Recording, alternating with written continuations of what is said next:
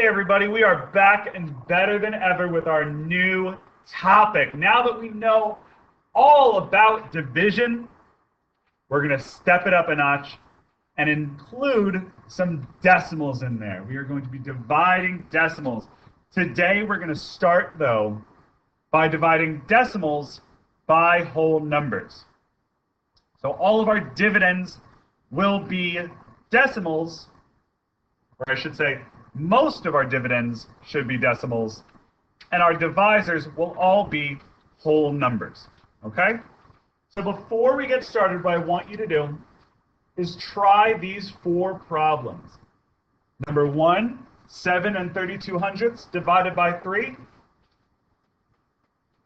Number 2, 22 1/10 divided by 17. Number 3, 4 52/100 divided by 2. And number 4, 23 28/100 divided by 97. Try these out. See what you get. Pause the video. And when you're ready to check your answers, press play. 3, 2, 1. Pause. All right, let's see how you did. For number 1, our quotient is 2 44/100. Number 2, our quotient is 1 3/10. For 3, our quotient is 2 26/100. And for number 4, our quotient is just 24/100. If you're looking at these, you should notice that all we did was just divide normally. That's it. The only thing that we did was move our decimal point from wherever it is in our dividend up into our quotient. And that's all we have to do. That's the difference between dividing decimals and dividing whole numbers, along with a few added steps just in case. But if you look here, it says to divide decimals, you must write the decimal point in the quotient directly above the decimal point in the dividend. So for number 1 here, 42 42/100 divided by 3, before I even start dividing, what I'm going to do is I'm going to put my decimal point in my quotient right where it is in my dividend. And now I'm just going to divide. 3 goes into 4 one time. 1 times 3 is 3. Bring down my 2. Goes in 4 times. 4 times 3 is 12. 0. Bring down my 4. Goes in 1 time. Bring down my 2. Goes in 4 times. And I end up with no remainder. Sorry, I'm a little squished in here, folks. So right there, my answer is 14 14/100. Let's see for number 2. 6 48/100 divided by 4. First thing I'm going to do is just move up my decimal point right where it is in between the 1s and 10s place here. It'll be in the between the 1s and 10s place up there. And now I'm going to divide. 4 goes into 6 1 time. I'll bring down my 4. 4 goes into 24 6 times. Bring down my 8. Goes in twice. So our quotient is 1 62. All right, I want you to try the next 2. Now that using what we know now about dividing with decimals, dividing decimals by whole numbers, try the next 2, numbers 3 and 4. 4 5/10 divided by 15, 26 52/100 divided by 13. You know the drill. 3, 2, 1, pause. All right, let's see there. 4 5/10 divided by 15, all I have to do is just move up my decimal point. And now 15 doesn't go into 4, so I'll put a 0 up there. 15 does go into 45. 3 times. 3 times 15 is 45, and I'm done there. My quotient is 3/10. For number 4, I move up my decimal point, and 13 goes into 26 2 times. Bring down my 5. 13 doesn't go into 5, so I put a 0. 0 times 13 is 0. bring down my 2, or 5 minus 0 is 5. Bring down my 2, 52. 13 goes in 4 times, and I'm done. All right, everybody. So far, all we really had to do in order to solve these problems was divide normally and move our decimal point from our dividend up into our quotient in the same place. But sometimes there's an extra step. And that's what we call annexing a 0 or adding a 0. Because the thing is, when we're dividing decimals, we are not allowed to have remainders. We can't have remainders.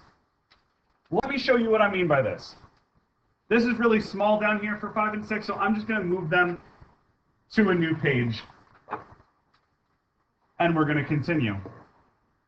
For number 5, we have 19 and 5/10 divided by 6. And this is going to start pretty much just like a normal division problem, dividing decimals problem. I'm going to move my decimal point up into my quotient, and then I'm going to divide it. 6 doesn't go into 1, but 6 does go into 19. It actually goes in 3 times. 3 times 6 is 18. And I get 1 when I subtract. I bring down my 5. 6 goes into 5 twice. 2 times 6 is 12. Not a 0 there. Silly me. There's a 3. And here's where I need to know what to do. Because normally, this would be my remainder. If I had no decimal points, my answer would be 32, remainder 3. But since we're dividing decimals, we can't have remainders. So what I have to do is I have to annex a 0 or add a 0 right after my 5.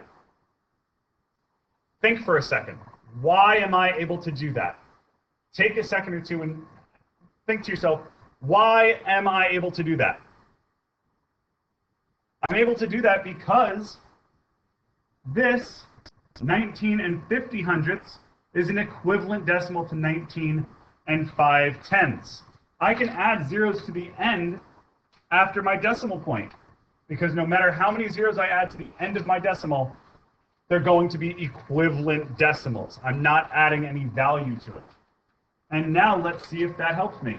I bring down my 0, and it does. 6 goes into 30 5 times. 5 times 6 is 30, and I'm left with no remainder.